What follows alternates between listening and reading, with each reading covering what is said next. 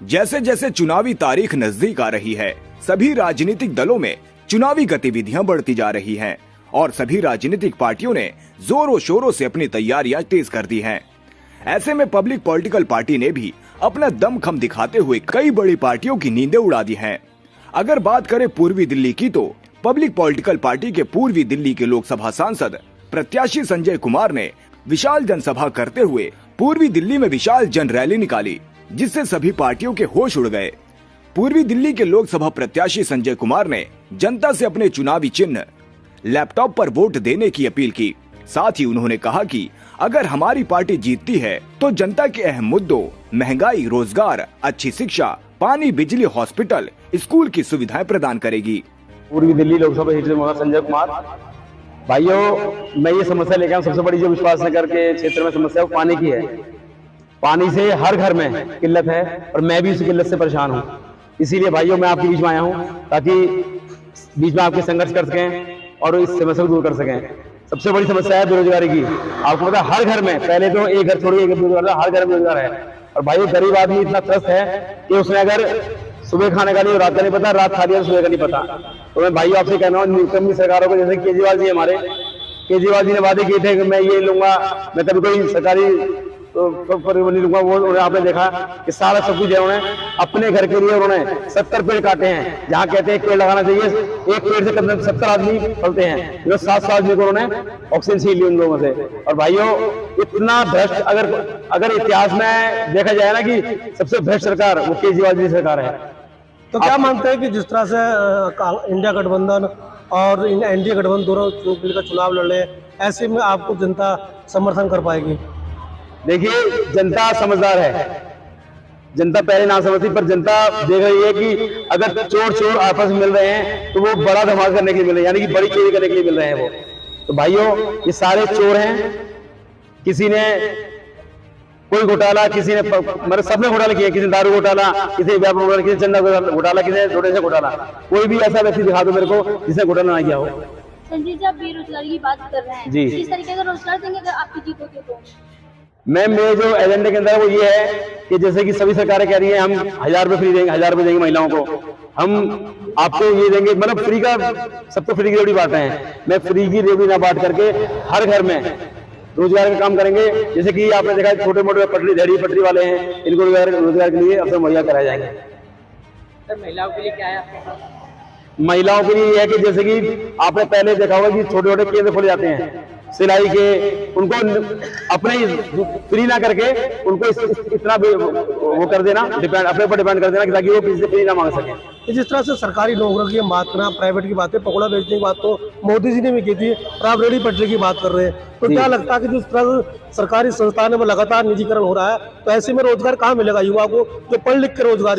उसी के लिए तो मुहिम जारी की हमने ये। और बाद में आप सेंटर की बात कर रहे हैं, महिलाओं के लिए सिलाई सेंटर और पढ़ाई सेंटर, ऐसे बहुत सेंटर चल रहे हैं। आपका सेंटर जो खुलेगा उसमें क्या? मैम जो सेंटर चल रहे हैं उनमें ऊपर से पैसा आता है, पर वो बीच में खाया जाता है। वो ऊपर से आता है। अगर जैसे मान लो किसी की सरकार हो, ऊपर से पास होता है 1 लाख रुपया या 10 लाख रुपया, वो उन तक पहुंचता ही नहीं है। वो उनके बीच में जो दलाल बैठे हुए सब खा जाते हैं। तो हमारे बीच में कोई दलाल नहीं होगा। हमारा जो प्रोत्साहन होगा ना उनके लिए राशि होगी, वो सीधे डायरेक्ट उन तक पहुंचेगी। चुनावों से पहले नेता बड़े बड़े बात करते हैं, वादे करते हैं, लेकिन जीत जाने के बाद जनता। मैडम मैं आपको बता दूं, मैं नेता नहीं हूँ और ना मैं आप ही का भाई हूँ, आप ही का बच्चा हूँ। मैं नेता में कोई वादे नहीं कर रहा हूँ। मैं आपके बीच से काम करूंगा और मैं आपसे वादा करता हूँ अगर पानी की समस्या दूर नहीं ना तो मैं अनशन तक बैठूंगा। ये नहीं कि मैं वादे करूंगा आपसे। पार्टी के मुद्दों पर विचारधारा संकट कराता है।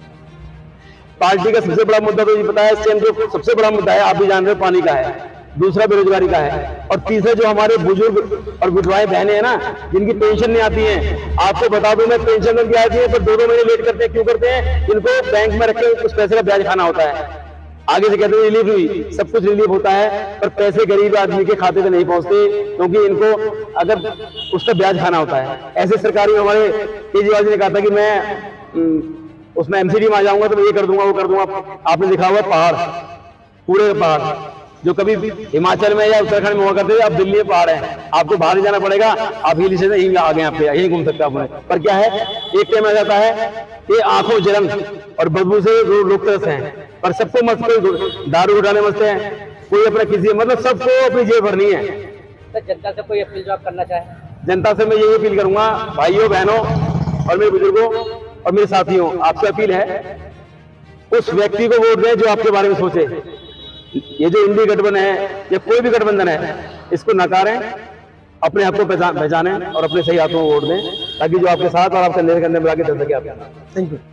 इस मौके पर पब्लिक पॉलिटिकल पार्टी के राष्ट्रीय अध्यक्ष दीपमाला श्रीवास्तव ने मीडिया को संबोधित करते हुए कहा कि हमारी पार्टी जनता के हितों के लिए कार्य करती है।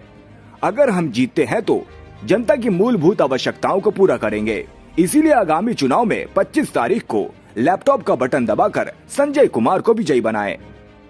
कहना चाहेंगे कि दिलीप पूर्वी के जो है सभी वोटर्स हमारे संजय जी को वोट करें और अपनी लोकसभा को मजबूत बनाएं। किन किन मुद्दों को लेकर आपकी जो सियासी पार्टी चुनाव लड़ रही है? देखिए, मुद्दे तो बहुत सारे हैं, लेकिन आज के समय में महंगाई और बेरोजगारी सबसे बड़ा मुद्दा है। लोकतंत्र के लिए सबसे बड़ा मुद्दा इसलिए है क्योंकि जो है महंगाई लोगों की, आम जनता को मारे डाल रही है और बेरोजगारी युवा को जीने नहीं दे रही है। लेकिन इसी लोकसभा में एक ऐसी पार्टी है जो सिर्फ हिंदू मुस्लिम को लेकर चुनाव लड़ रही है, विकास के मुद्दों की बात नहीं करिए। उन लोगों के लिए क्या कहेंगे जो सिर्फ विकास की बात न करके सिर्फ हिंदू और मुस्लिम पे चुनाव लड़ रहे हैं? देखिए, हिंदू मुस्लिम पे चुनाव करने से केवल आप किसी का मन तो जीत सकते हो, लेकिन जो है उसका आत्मा नहीं जीत सकते हो। आप इंसान को जीने के लिए जो है रोजगार चाहिए। हिंदू मुस्लिम करने से रोजगार नहीं मिल जाता है। तो आप किस तरीके से रोजगार देंगे? क्या मुद्दे हैं आपके? किस तरीके से बेरोजगारों के लिए आप काम करेंगे? आने वाले समय में अगर हमारे प्रत्याशी जीत जाते हैं तो हम लोग यहाँ पे जो है इंडस्ट्रियल एरिया लगवाएंगे, लोगों को रोजगार के लिए सुविधाएं प्रदान करेंगे, तरह तरह के काम करेंगे यहाँ पे। अच्छा, एक सवाल और था बड़ा कि यहाँ पॉलिटिकल पार्टी की बात कर रहे हैं, लेकिन जो रिक्शे पे होर्डिंग लगे हैं, जो आपके पंपलेट है, उसमें पॉलिटिकल पार्टी का जिक्र नहीं है, उसमें पार्टी का नाम नहीं है। तो क्या निर्दलीय उम्मीदवार है? नहीं, निर्दलीय उम्मीदवार। रिक्शे में आप देख सकते हैं दोनों तरफ बैनर लगे, उसमें नाम नहीं है। छोटे पार्टी से पॉलिटिकल पार्टी लिखा हुआ है, ये देखिए होर्डिंग चिपक रहे हैं, ये भी है। हमारे को जैसे प्रकाशन में दिया था ना, उन्होंने गलती से मिसप्रिंटिंग हो गया वो। बाकी कंप्लेंट में देखो तो चिपक रहे हैं, उनमें देखो आप, उसमें पब्लिक पॉलिटिकल नाम है। जीत हमारे प्रत्याशी की होनी चाहिए, ना कि जो है पार्टी की। प्रत्याशी चुनाव लड़ा है, हमारा वोट प्रत्याशी को हमारे करिए। यही सवाल था कि आपका उम्मीदवार जो है वो निर्दलीय है या पार्टी से है? पब्लिक पॉलिटिकल पार्टी से है, लेकिन कुछ मिसप्रिंट हो गया है जिस कारण पार्टी का नाम नहीं आ सका है। लेकिन फिर भी आप वोट हमारे जो है प्रत्याशी को करिए। सभी लोग, हमारी ये अपील रहेगी कि आप सभी हमारे प्रत्याशी संजय जी को वोट करिए। पब्लिक पॉलिटिकल पार्टी जिंदाबाद! पब्लिक पॉलिटिकल पार्टी जिंदाबाद!